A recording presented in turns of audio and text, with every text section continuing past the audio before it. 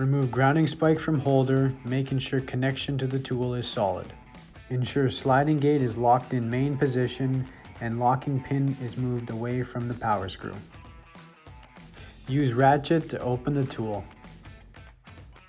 With the tool lying on its back, raise lower bar to inspect lower bar pockets for any dirt or debris.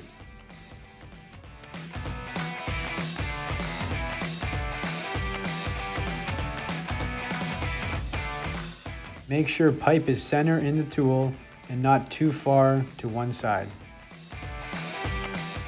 Once pipe is fully centered, slowly close the tool until it's snug on the pipe. Rotate and set both gauge plate as per the pipe you'll be squeezing.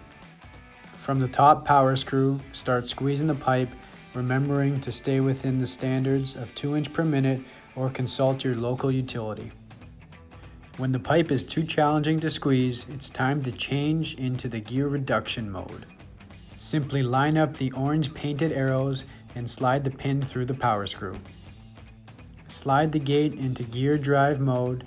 You are now ready to complete the squeeze in the gear reduction drive.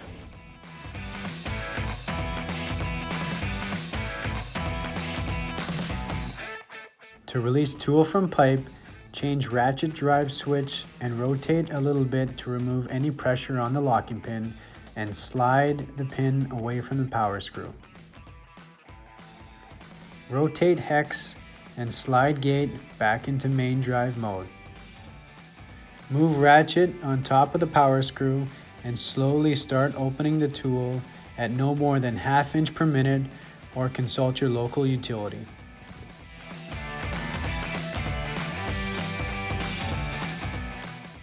Always remember to keep your power screw and your side shafts free of any dirt or debris.